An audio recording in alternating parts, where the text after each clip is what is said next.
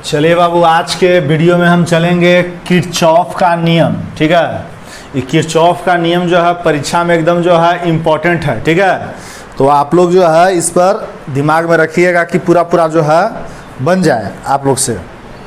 चलिए क्या कहता है सुनिएगा सर। कहता है कि किरचॉफ का पहला नियम, किरचॉफ का हम पहला नियम बोले चाहे संधि नियम बोले, एक ही बात है, याद रखिएगा। ठीक है, आप लोग इसको समझिएगा।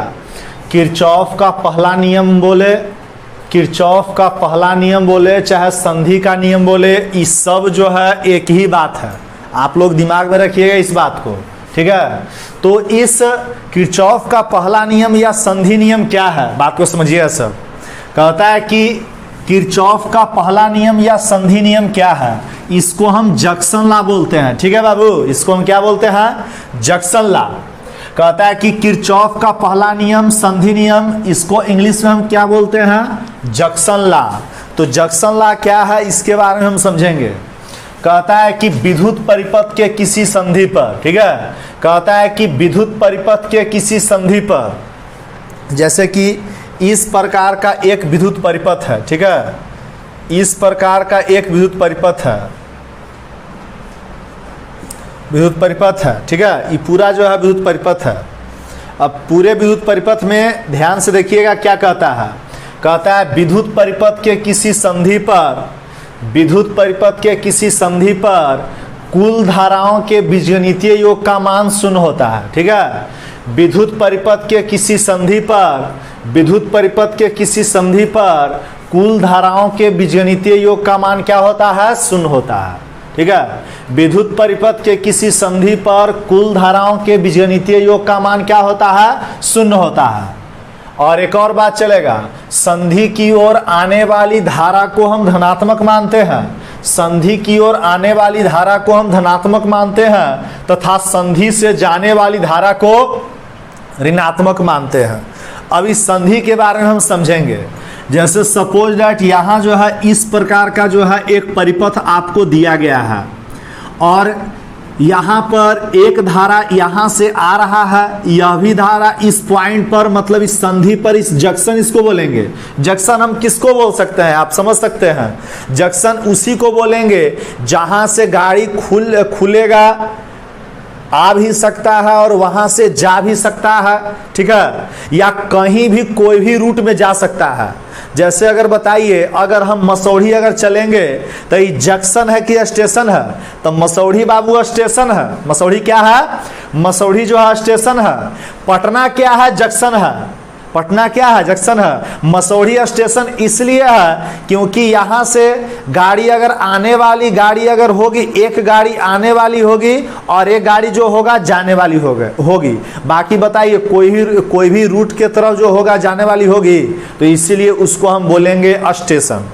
अब जंक्शन किसको बोलेंगे, तब पटना वाला को जंक्शन बोलेंगे, क्योंकि वहां पर जितना भी आने वाला गाड़ी है सभी जगह से गाड़ी आ सकता है और कोई भी रूट में गाड़ी जो है जा सकता है। पूरे इंडिया में कोई भी रूट में गाड़ी जो है जा सकता है, इसीलिए उसको हम जंक्शन बोलते हैं। ठीक है, तो इसमें हम समझेंगे।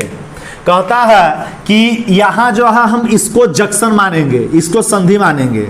तो याद रखना है, इसको हम संधि मानेंगे तो हमको याद रखना है विद्युत परिपथ के किसी संधि पर, विद्युत परिपथ के किसी संधि पर कुल धाराओं के बीजगणितीय योग का मान शून्य होता है। विद्युत परिपथ के किसी संधि पर, यही जंक्शन है, विद्युत परिपथ के किसी संधि पर कुल धाराओं के बीजगणितीय योग का मान क्या होता है, शून्य होता है। कुल धारा के बीजगणितीय योग, अगर सब का बीजगणितीय योग अगर बोले तो सिग्मा का उपयोग होगा। अगर सब का बीजगणितीय योग बोले तो सिग्मा का उपयोग होगा। तो सभी, तो कहता है कि कुल धारा के बीजगणितीय योग का मान, कुल धारा के बीजगणितीय योग का मान क्या होता है, शून्य होता है।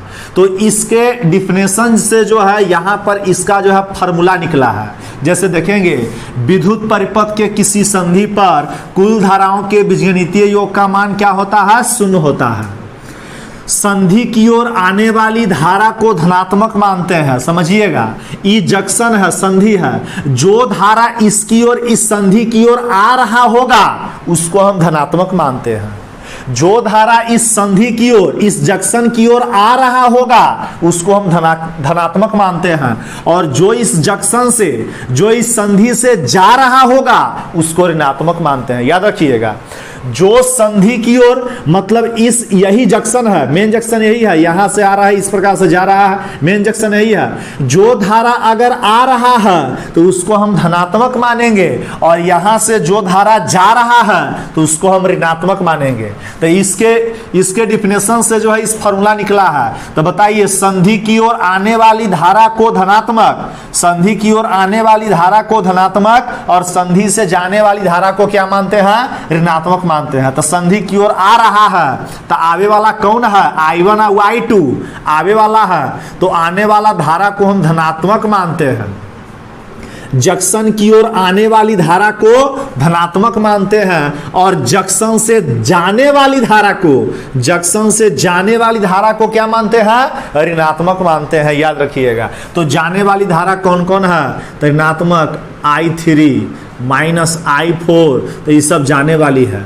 बराबर में क्या हो जाएगा बाबू? 0 हो जाएगा। अब इसको इतना भी लिख सकते हैं, ऐसे भी लिख सकते हैं, I1 प्लस I2 बराबर Na पट्टी माइनस I3, Na पट्टी माइनस तो Na पट्टी प्लस, तो I3 प्लस में Na पट्टी माइनस तो Na पट्टी प्लस, तो I4। तो इस प्रकार से हम जो होगा लिख सकते हैं।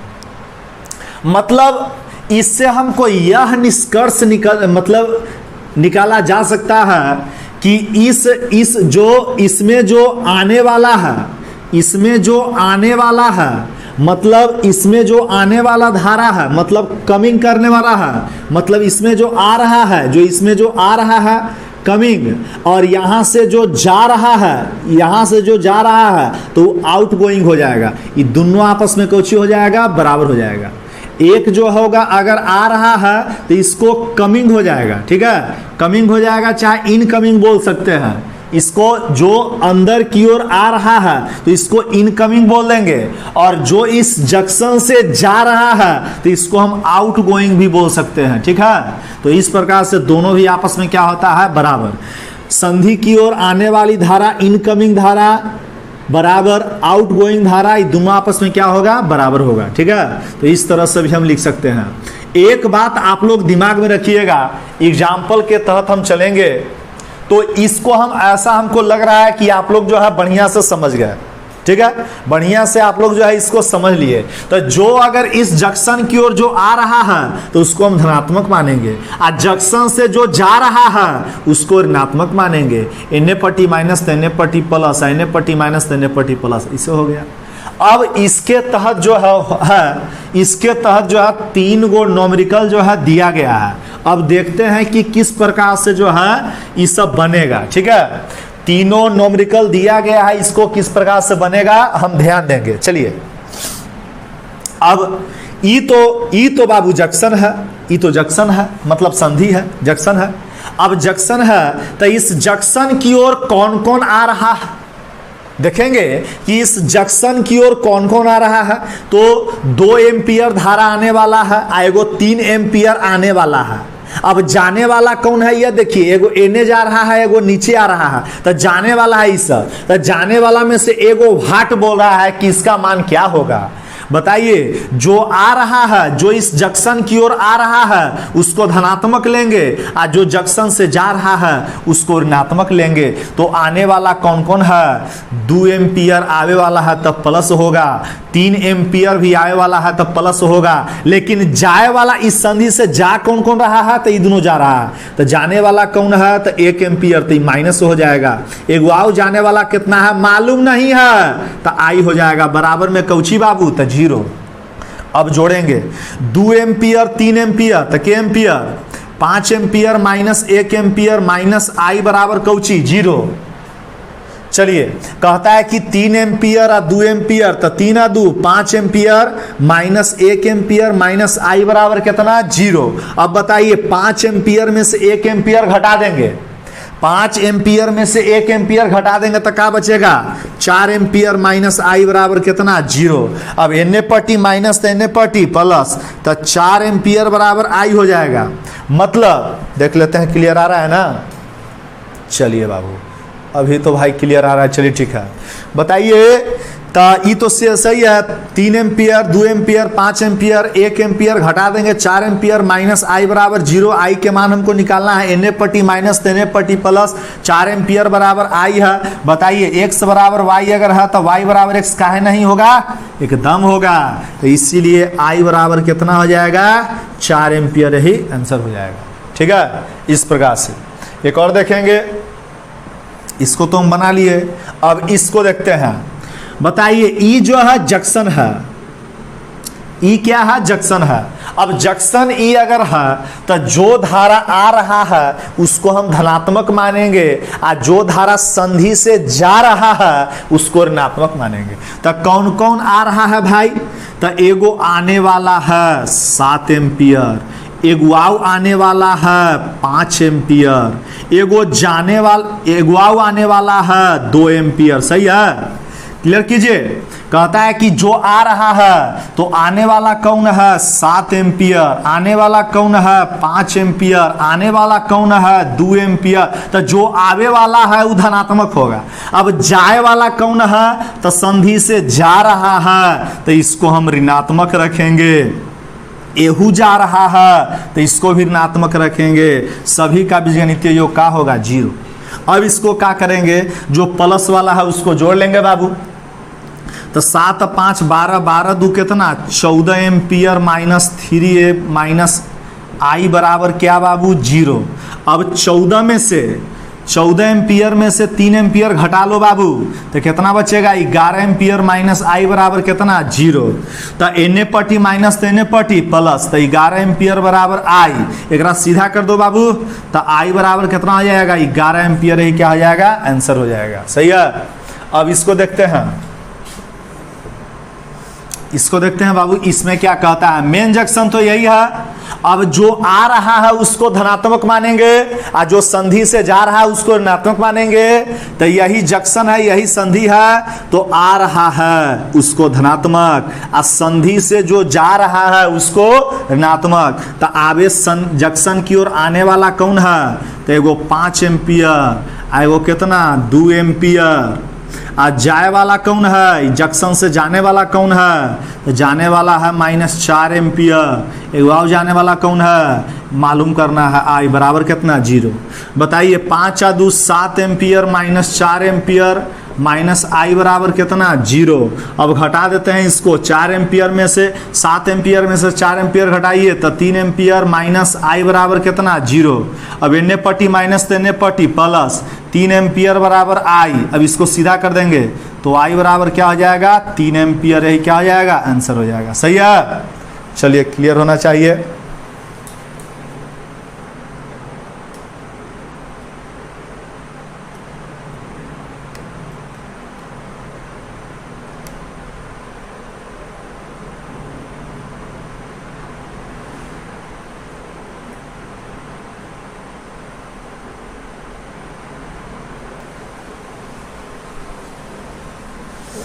अब जो होगा आप लोग को बाबू नेक्स्ट सवाल बनाने के लिए रहेगा और ये सवाल जो है आप लोग जो है प्रयास कीजिए जिससे आप लोग को बने।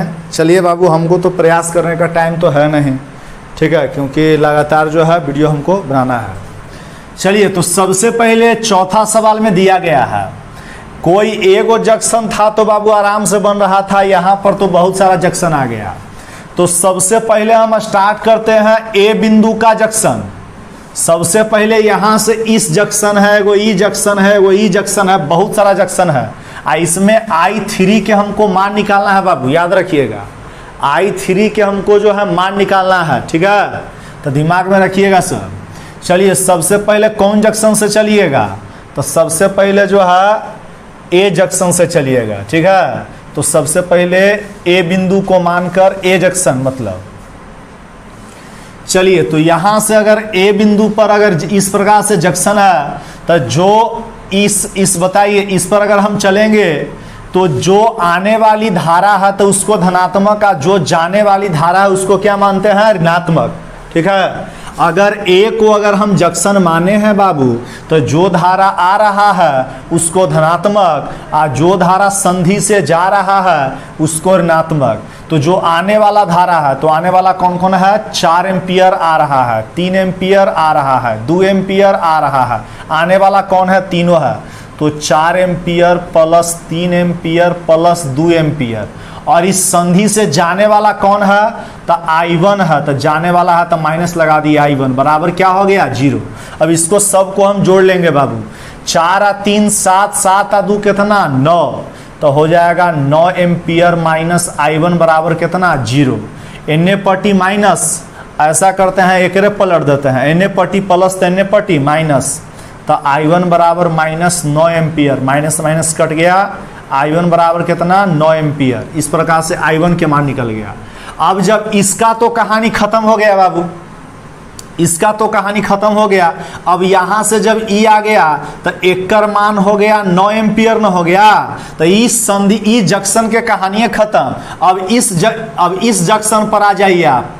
अब इस जंक्शन पर आप आइए, अगर इस जंक्शन पर अगर आप आइएगा तब बी बिंदु है ना, इस जंक्शन का नाम है बी बिंदु। अगर इस बिंदु पर अगर चलेंगे तब, अगर इस जंक्शन पर चलेंगे तब, तो जो आ रहा है उसको धनात्मक, और जो इस जंक्शन से जा रहा है उसको ऋणात्मक मानेंगे।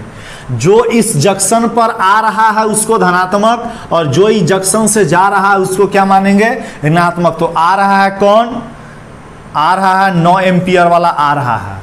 और इस जंक्शन से जा रहा है कौन, तो जा रहा है 1 एम्पियर वाला जा रहा है। और एगो कौन जा रहा है, एगो I2 वाला जा रहा है, बराबर क्या, 0। क्योंकि I2 के मान हमको बाबू पता नहीं है, याद रखिएगा। तो जो आ रहा है तो 9 एम्पियर वाला आ रहा है, जा रहा है तो 2 जा रहा है, एगो 1 एम्पियर है, एगो I2। इसका मान निकालना है, तो मान निकालना तो घटाइए, 9 एम्पियर में से 1 एम्पियर घटा दीजिए, तो 8 एम्पियर माइनस I2 बराबर कितना, 0। अब एन पट्टी प्लस तो एन पट्टी माइनस, तो I2 बराबर माइनस, माइनस I2 बराबर एन पट्टी प्लस तो एन पट्टी माइनस, तो माइनस माइनस कट गया। I2 बराबर क्या हो जाएगा, 8 एम्पियर। इसका ही मान निकल गया। अब हमको मेन किसका मान निकालना है, मेन हमको I3 का मान निकालना है, जिससे आंसर आएगा। ठीक है, मेन हमको I3 का मान निकालना है। तो इसमें क्या करेंगे, अब यह भी जंक्शन जो है यहाँ से जो है तोड़ ताड़ के जो है इसका मान निकल गया कितना भाई, 8 एम्पियर आ गया। I2 के मान कितना आ गया, 8 एम्पियर। अब यहू जंक्शन के कहानी खत्म। अब कौन जंक्शन के काम आ गया, सी बिंदु वाला जंक्शन के काम आ गया। तो सी बिंदु वाला जंक्शन के काम आ गया। ये देखिए सी बिंदु वाला जंक्शन है, इसमें भी वही हाल चलेगा। जो आने वाला धारा है तो धनात्मक, और जो संधि से जाने वाला धारा है उसको ऋणात्मक मानेंगे। जो जंक्शन की ओर आने वाली धारा है उसको धनात्मक, और जो जंक्शन से जाने वाली धारा क्या है उसको ऋणात्मक मानेंगे। तो आने वाली कौन है, 8 एम्पियर वाला जो है आने वाली है। और इस जंक्शन से जाने वाली कौन है, तो 2 गो है, एगो 7 एम्पियर एगो वाट वाला है। तो जाने वाला 2 गो है, एगो 7 एम्पियर एगो वाट I3, इसको मालूम नहीं है। तो बताइए 7 एम्पियर में से 8 एम्पियर में से 7 एम्पियर घटा दीजिए, तो 1 एम्पियर माइनस I3 बराबर 0। अब माइनस I3 बराबर एन पट्टी प्लस 1, तो एन पट्टी -1, इतना हो जाएगा। माइनस से माइनस कट जाएगा। ठीक है, माइनस से माइनस कट जाएगा, तो I3 बराबर कितना हो जाएगा, 1 एम्पियर। यही क्या हो जाएगा, आंसर हो जाएगा। ठीक है, तो इस प्रकार से बाबू आपको बनेगा, दिमाग में रखिएगा इस बात को। ठीक है, चलिए बाबू, थैंक यू। और आप लोग जो है इस वीडियो को जो है एकदम देखते रहिएगा। चलिए।